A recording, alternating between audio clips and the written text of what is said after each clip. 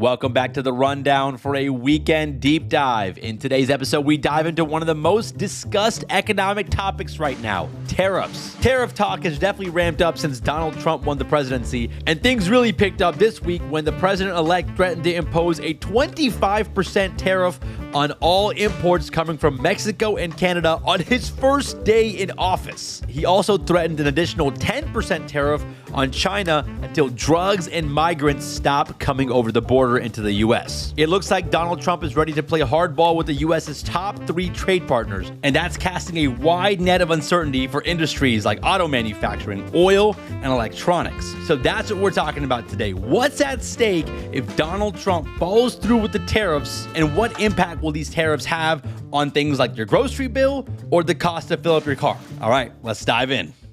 I want to start by first framing the situation here. Mexico, Canada, and China are the U.S.'s top three trading partners. As of September of this year, they collectively account for 42% of all U.S. imports. China used to be the U.S.'s top trading partner. Mexico and Canada overtook China because they had been left unscathed by Trump's tariffs during his first term. Also, the U.S. has spent decades building a tightly intertwined relationship with its northern and southern neighbor. It all started with NAFTA back in 1994, which then got updated to the USMCA in 2020. Tariffs on Mexico and Canada could complicate these trilateral trade alliances, and companies are already starting to freak out and prepare for these potential tariffs. See, the way tariffs work is when a company imports something from a country that has tariffs imposed on it, the company has to pay a tax to the U.S. government. It's the importing company paying the tariffs, not the country sending the goods. And that's why companies are now scrambling to import as much stuff as they can before Trump takes office in January. According to the National Retail Federation, companies are racing to import goods, with import volumes expected to rise 14% year over year in November, compared to the 1% increase that was previously estimated prior to the election. There is a lot at stake if the U.S. were to engage in a trade war with Mexico and Canada, especially for the oil and automobile industries. Let's talk about Canada first. The top U.S. import from Canada, surprisingly, isn't maple syrup. It's oil. A record 4.3 million barrels were imported from Canada per day over the summer, which is more than half of U.S. crude imports. Canada is also the largest foreign supplier of lumber to the U.S., and tariffs could lead to tighter supply and higher prices. But like with everything, there are trade-offs. Most people don't know this, but there was already a tariff on Canadian lumber. In fact, the Biden administration doubled those tariffs of 14.5% in August in an effort to address what the U.S. views as unfair trade practices. And that is playing a role in building up the U.S. lumber industry. The southern U.S. is actually on pace to pass Canada for softwood lumber capacity for the first time in about 55 years. So that kind of serves as a case study for possible long-term effects of tariffs. And it also shows that there are trade-offs. Tariffs could be great for building up industry in the U.S. like it's doing for the U.S. lumber industry. But on the flip side, it could hurt other industries like home builders. The National Association of Home Builders has fought against lumber tariffs for years because of the impact on housing affordability, and has called on Biden to suspend these tariffs on Canadian lumber. So if Trump introduces additional tariffs on Canada, we'll have to see how it all plays out with Canadian oil and lumber.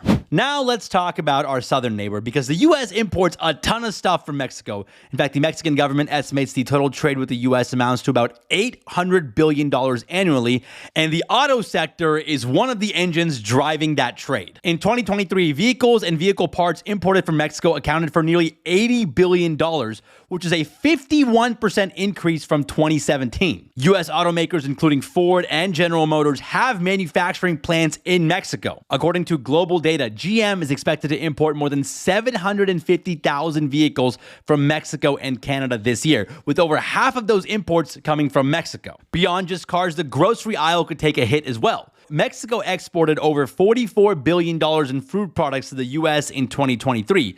This was kind of surprising to me, but about 2/3 of all U.S. vegetables and half of fruit and nuts come from Mexico. And then don't forget about avocados. Last year, the U.S. and Mexico traded $3 billion worth of avocados. The two countries are pretty dependent on each other when it comes to this fruit.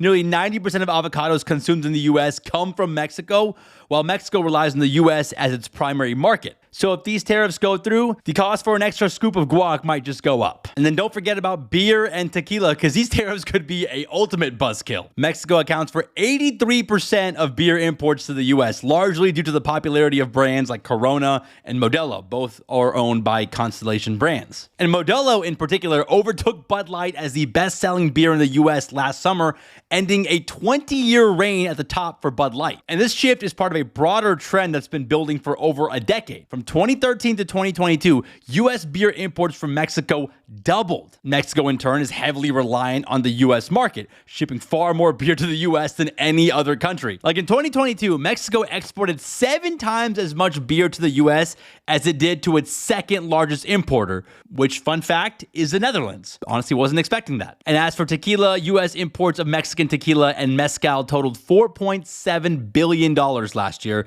That's up 160% from 2019. Tariffs might make margaritas the new luxury cocktail. Now let's talk about China, because they're kind of used to the whole tariff thing at this point. They first got hit with tariffs back in 2018 during Trump's first term in office, and it's had a notable impact on Chinese imports to the US. China's total share of US imports has declined from 21.4% pre-tariffs to 13.5% as of September of 2024. The products that have been hit the hardest are semiconductors, leather bags, funny enough, and laptops. China's economy isn't as dependent on US exports as Mexico or Canada. Only 15% of Chinese exports go to the US. Compare that to 80% for Mexico and 78% for Canada. And I think China is going to continue to work to reduce the reliance on US exports, because the US has maintained a tough stance on China even after Trump left office in 2020. President Biden upheld the $350 billion in tariffs on Chinese goods, and in September, he escalated tariffs on electric vehicles to 100%. On top of that, tariffs on other products such as solar cells and batteries were raised as part of an effort to strengthen the US green energy supply chain. But China is still a very attractive spot for US companies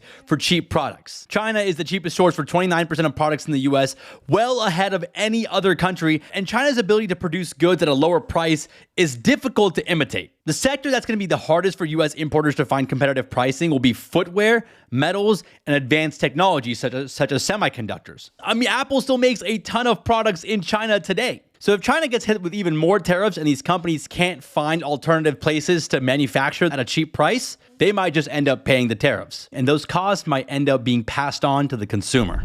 So that's where we are today. There are still a lot of unknowns for how the tariff standoff will play out with the US's top trading partners. What we do know is that Trump loves tariffs. He's been talking about it his entire time on the campaign trail. He's done them before in the past. He might continue to impose them again. Or it could just be a threat, a negotiation tactic. Part of the deal. But if these tariffs go into place, especially on Canada and Mexico, the impacts could be wide-ranging. On one hand, it's often the case, tariffs end up being a tax on consumers. Deutsche Bank estimates between 50 to 75% of tariffs will be passed along to consumers. And Walmart already said in their earnings call a couple weeks ago that tariffs would cause prices of products to go up. On the flip side, it could result in more industries being created in the US, like we've seen with the lumber industry. But personally, I think it's a little unrealistic to expect all industries to be moved back to the US. It just costs more to make stuff in the US. So like I said, there are trade-offs with everything.